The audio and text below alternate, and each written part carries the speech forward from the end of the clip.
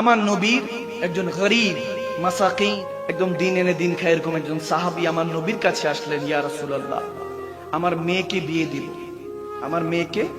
বিয়ে দিব কিন্তু আর্থিকভাবে আমি সচ্ছল না, খুব গরীব, ইয়া রাসূলুল্লাহ কি করতে পারি, একটু যদি সহযোগিতা করতেন।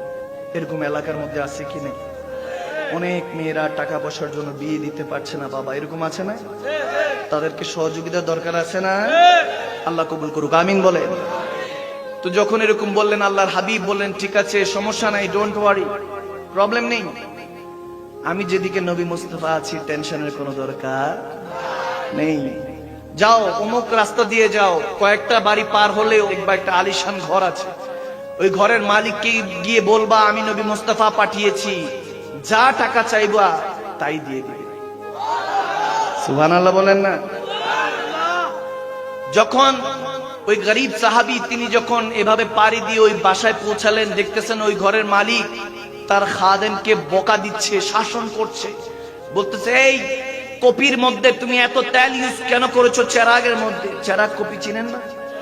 আগের দিনে তেলের মাধ্যমে ইউজ করা হতো, ঠিক না? এখন তো আর এগুলো দেখা যায় না, এখন মোমবাতি আছে, লাইট আছে। তো সেই জামানায় চেরাগ ব্যবস্থা করা হতো, চেরাগ রাতের বেলা জ্বালানো হতো। তো চেরাগের মধ্যে তেল বেশি ঢালছে খাদেম, এজন্য ওই বাড়ির মালিক চিল্লাইতেছে, যার কাছে আল্লাহ নবী পাঠাইছে। সুবহানাল্লাহ, চিন্তা করতেছে কার কাছে আসলাম, তেলের জন্য যেই বকা, উনি কি দিবে আমাকে দেখা? ঠিক না? উনি কি আমার সাথে দেখা দিবে, কি কথা বলবে, কি সহযোগিতা করবে? টেনশনে পড়ে গেল, কিছুক্ষণ পায়চারি করলো উঠানের মধ্যে। আর পরে দেখতেছে খাবার খেতে উনি বসছে, এখন আবার চিল্লাচ্ছে, চিৎকার দিচ্ছে, চেঁচামেচি করছে, এই খাদেম খাবারের মধ্যে এত লবণ দিছো কেন? কিছু লবণ বাঁচালে তো আগামীকালকে ইউজ করা যেত, ইচ্ছা মতো তেল চেরাগের মধ্যে ঢেলেছো, কিছু বাঁচালে তো আগামীকালকে ইউজ করা যেত, ব্যবহার করা যেত। ওই ব্যক্তি চিন্তা করতেছে তেল আর নুনের লেগে যে ধমক, ওনার কাছে কি টাকা চান? তেল আর লবণের জন্য যে ধমক দিছে, ওনার কাছে টাকা চাইলে আমার চুল ধরে মারে নিয়ে আল্লাহ মালুম, লাঠি উষ্টা দেয়নি, ডরে ভয়ে তো আর টাকাই চিতে পারতেছে না। দৌড়ায় আসলো আমার নবীর কদমে, ইয়া রাসূলুল্লাহ কার কাছে পাঠাইছেন? বলে সব জানি। কি বলবি সব জানি, আবার যা, তুই তো এখনো বলছ নাই, যা। আল্লাহ নবীর হুকুম শুনে সে যখন আবার দৌড়ায় আসলো, এসে তখন দেখতেছে ওনার খানা পিনা শেষ, বারান্দার সামনে দাঁড়িয়েছে, ঘরের আঙিনার সামনে দাঁড়িয়ে আছে। সালাম দিলেন, আসসালামু আলাইকুম। উনি বলেন ওয়ালাইকুম সালাম, কি চাই? বলেন আমার নবী পাঠিয়েছিলেন আপনার কাছে, আপনার কাছে। বলার সাথে সাথে বলতেছে ভিতরে আসেন, ভিতরে আসেন, আপনি আমার মেহমান। সুবহানাল্লাহ, আপ্যায়ন দেখে তো উনি এমনি ভিতরে কিন্তু টাসকি, কি না কি করে, উত্তম মধ্যম ঘরে দিয়ে নিয়ে দেয়। এখন নবীজি পাঠাইছে শুনে তো ভিতরে নিয়ে খাবার দাবার আপ্যায়ন করতেছে, যে কিছু খান। বলে কিছু আরজি ছিল। বলে আরজি শুনবো, আগে খেয়ে নেন। সুবহানাল্লাহ, আগে এসছেন আপনি মেহমান, আমার নবী পাঠিয়েছে। তো যখন খাবার দাবার কিছু খেলো, বলতেছে হযরত আমার একটু এটা চাওয়া পাওয়া ছিল, আমার নবী পাঠিয়েছিলেন, আমার একটা মেয়ে আছে, কন্যা সন্তান, বিয়ের বয়স হয়েছে, বিয়ে দিব, টাকা পয়সার অভাব। বলো আচ্ছা কিছু সহযোগিতা দরকার? বলে সাথে সাথে পকেট থেকে একটা চাবির থোকনা নিয়ে বলতেছে এটা নিয়ে যান, চাবির ছড়াটা নিয়ে বলতেছে অমুক দরজায় ওখানে রুম আছে, ওই রুমের মধ্যে যান, তালা খুলে যা লাগে নিয়ে যান। এখন সেই ব্যক্তি যখন ওই তালা খুলতে গেল, ঘরের মধ্যে গিয়ে তালাটা খুলছে, তালা খুলে দেখো ওখানে জহরাত, টাকা পয়সা, অভাব নেই, আরবকে আরব, মনে হয় কুল কায়নাত চলবে এরকম টাকা পয়সা, এত ধন সম্পত্তি দেখে সে হয়রান। তখন বলতেছে ওই হযরত বলতেছে তোমার যা লাগে ওখান থেকে নিয়ে যাও। ওই গরিব ওই সাহাবী যখন টাকা পয়সা যা লাগান নিছেন, নেওয়ার পর বলতেছে এতটুকু চলবে না, আরো লাগবে। বলে না না আর লাগবে না, যেটুকু হয়েছে এটা দিয়ে আমার মেয়ের বিয়ে হয়ে যাবে, এবং কি আমি নিজেও চলতে পারবো। বলে কিছু আরো নিয়ে যান, এটা দিয়ে ব্যবসা করে কিছু উন্নতি করেন, যদি ফেরত পারেন, যদি পান, যদি ব্যবসায় লাভ হয় তাহলে আমাকে ফেরত দিন। যখন এরকম সহযোগিতা করলো, ওই গরিব সাহাবী তিনি চিন্তায় পড়ে গেলেন, তিনি আশ্চর্য হয়ে গেলেন, স্ট্রেঞ্জ হয়ে চিন্তা করছেন যে এরকম সহযোগিতা উনি আমাকে করছেন, যিনি একটু আগে তেল আর লবণের জন্য খাদেমকে বকাঝকা করছিলেন।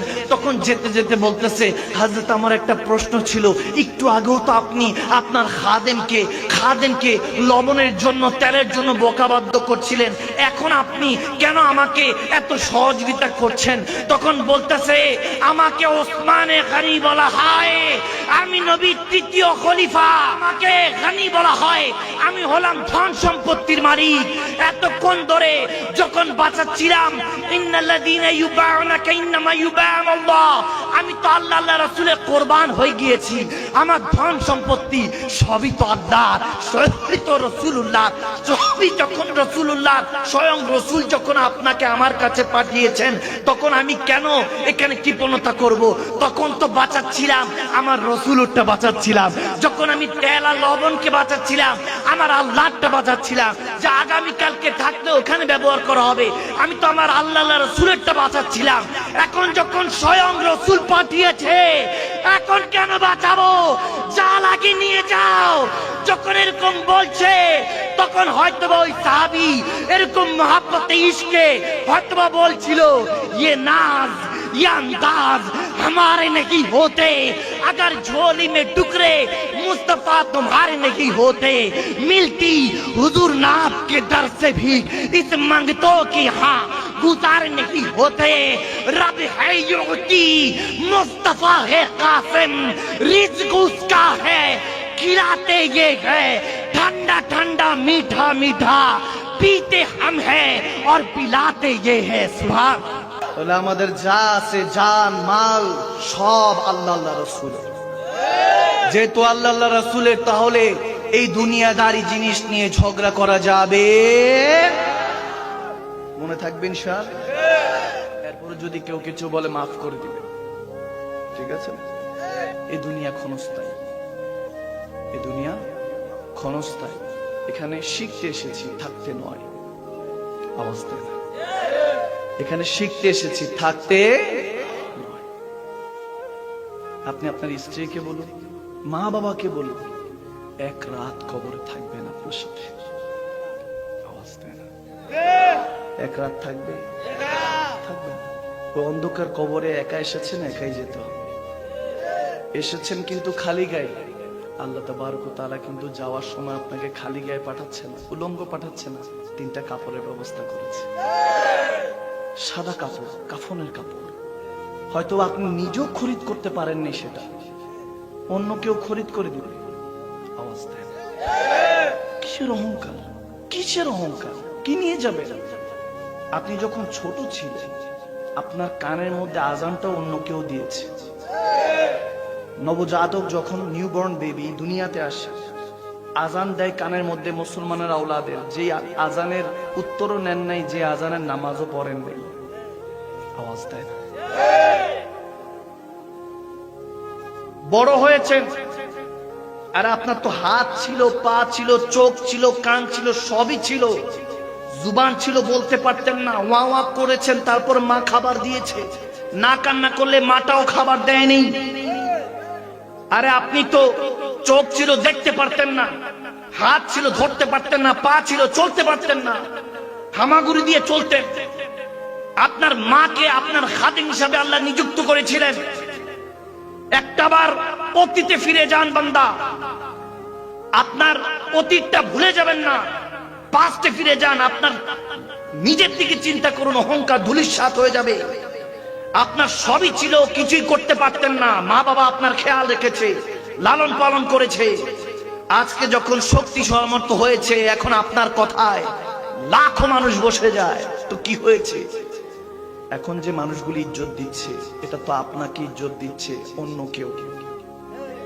আপনি যে ইজ্জতবান, সেটা অন্য কেউ দিচ্ছে বিদায়, অন্য কেউ ইজ্জত করছে বিদায়, সম্মান করছে বিদায় আপনি সম্মানিত। নয়তোবা আপনার সম্মান কোথায়? আপনি যে পাহাড় পরিমাণ টাকা সম্পত্তি রেখে যাচ্ছেন, ভোগটা অন্য কেউ করবে।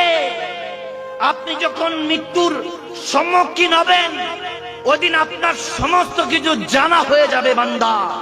আপনি সুখের তালাশে বের হচ্ছেন ঠিকই, দুঃখ কুড়িয়ে তো ঘরে ফিরছেন, সুখটা তো কিনে ঘরে ফিরতে পারছেন না, সুখ তালাশ করতেছেন এই আসফালা সাফিলিনের মধ্যে, এই সবচেয়ে নিকৃষ্ট যে জায়গা বলা হয়েছে এই দুনিয়ার মধ্যে আপনি সুখ তালাশ করছেন। অথচ আল্লাহ তাবারক ওয়া তাআলা আহসানে তাকওয়িম আপনাকে কত সুন্দর করে সৃষ্টি করেছে ওগুলো ভুলে গিয়েছেন। এরপরে সুখের নামে যখন দুঃখ কিনে ঘরে ফিরছেন, আপনি শান্তি খুঁজতেছেন, শান্তি তো আপনি খুঁজে পান নাই। শান্তি কিভাবে খুঁজবেন?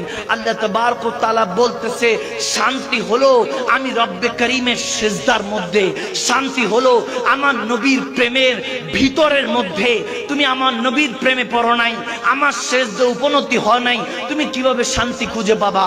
তারপর আপনি যখন এই দুনিয়াদারি ত্যাগ করে আপনি যখন পরপারের উদ্দেশ্যে যাচ্ছেন, এখনো চেহারাটা খোলা আছে বান্দা, আসতে মন চায় না আপনার, আপনার আসতে মন চায় না, কিন্তু কাফনে কাপড় পেঁচিয়ে লজ্জায় ভয়ে আল্লাহ তাবারক ওয়া তাআলার দরবারে আপনাকে যেতেই হবে।